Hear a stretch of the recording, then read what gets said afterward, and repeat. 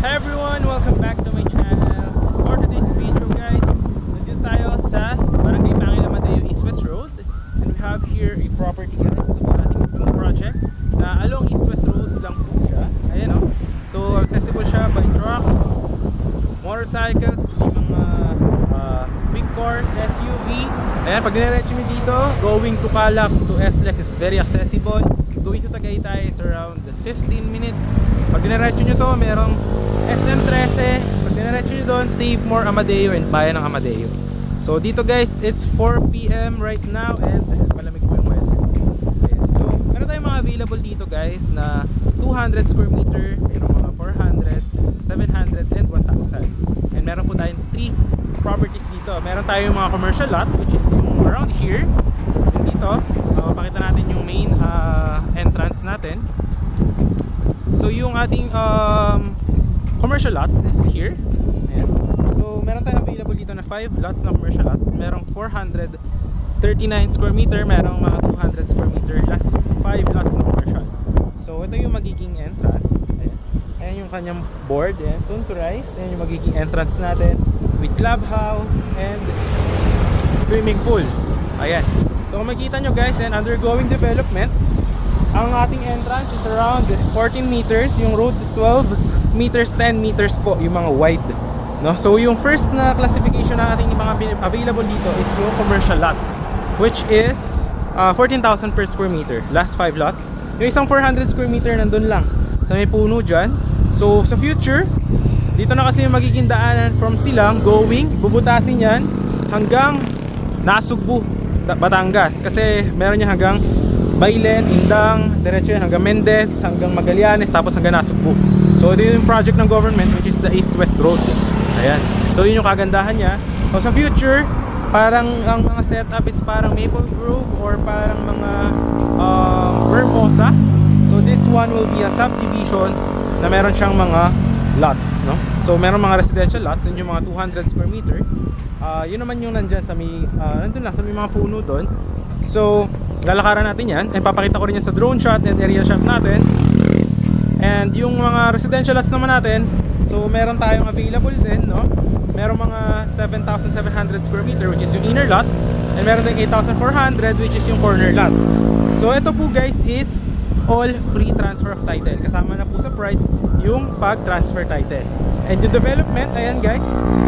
Alright, any house design upon full development po siya. So makikita nyo, dito magkakaroon ng entrance natin sa circle. Kasi this one is meron siyang yung yan, dito clubhouse and may mga guardhouse din. So doon naman sa may pangatlo na available natin dito is yung mga farm lots. Yung mga 1,000 square meter, 700. So pwede nyo siya sa future gawin na parang campsite or parang farm residential getaway, no? Ayan. So dito maganda lang if your target is business for the future, mga commercial lots which is here. Pwede nyo lagyan ng cafe, restaurant, or anong plano nyo. Pag mga residential naman is any house design for your what do you call that? Parang relaxation away from the city. Yeah. Yung farm lots naman, yun, syempre from the term itself, no, malalaki yung cuts. So parang pwede ka magtanim, yan. Pwede ka maglagay ng iyong dream house, yan, ganyan.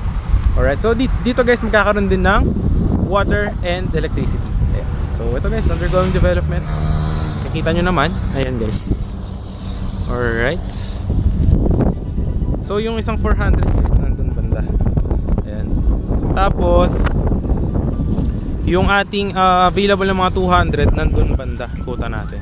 So makikita nyo, lalaki ng mga drainage, di ba? Ayan guys. Ayan, nagdadaanan dito mga truck, ayan mga cars. Ayan, dahil ito na yung shortcut.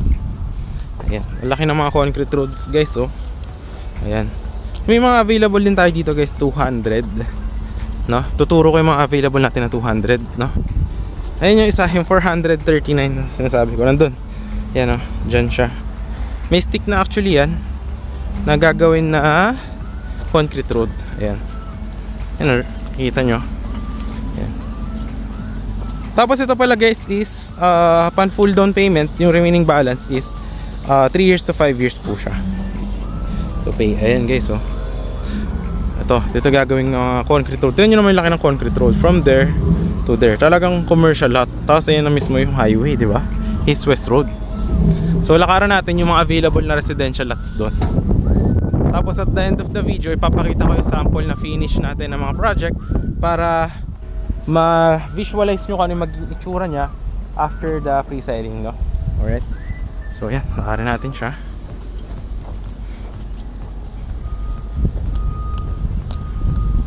Alright, ito yung mga tinasabi ko sa inyo. Ayan, makikita nyo dito. And inaayos ang taba ng lupa dito guys, oh. Maganda if you are planning to build a farmhouse, no?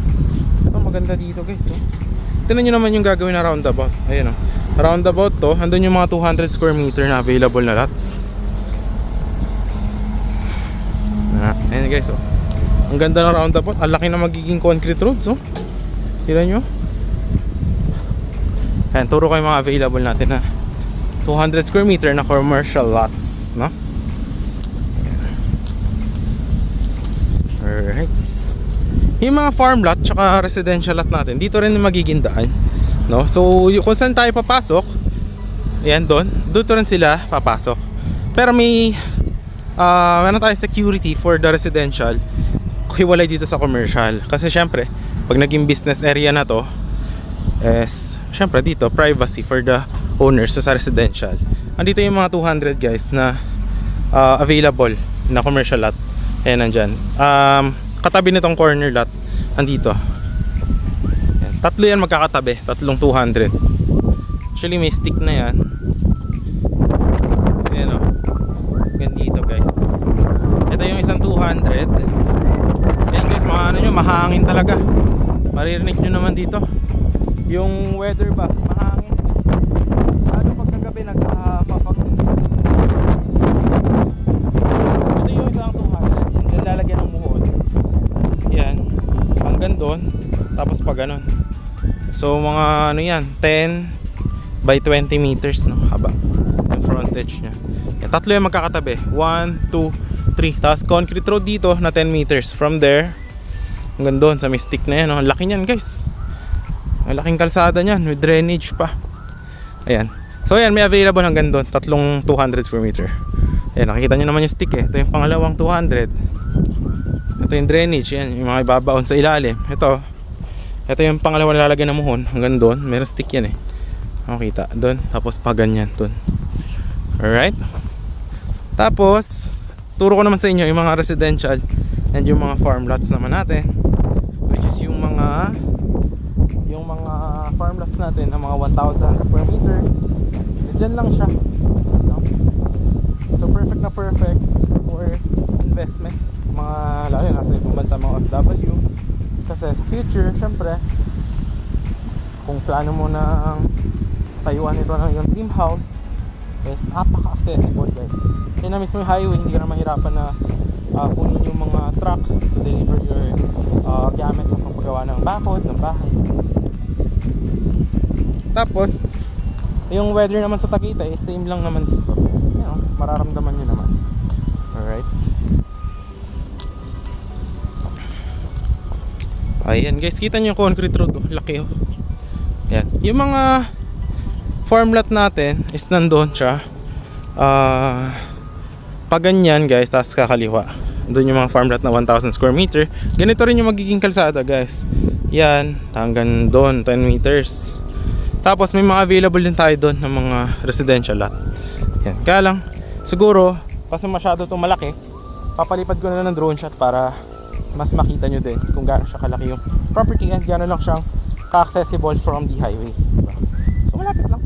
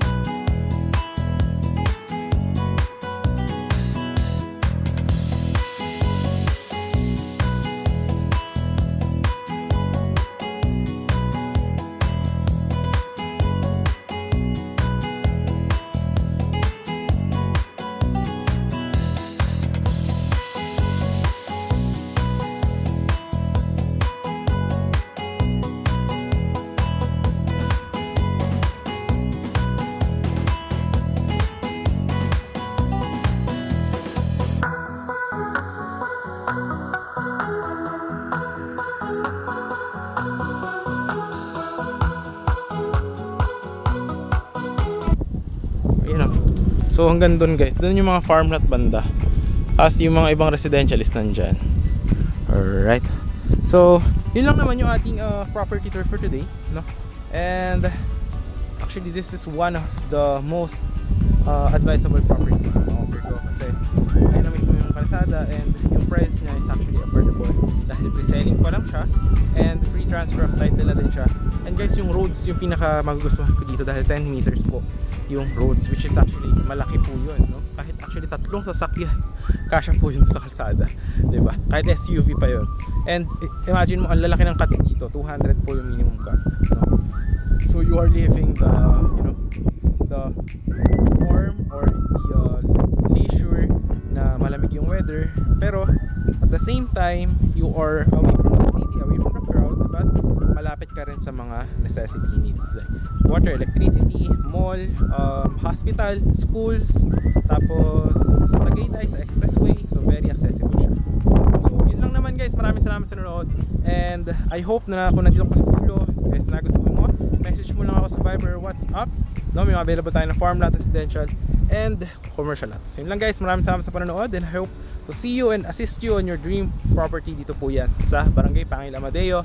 Once again, this is John Critch and I hope to see you on the next videos. Bye bye, have a nice day.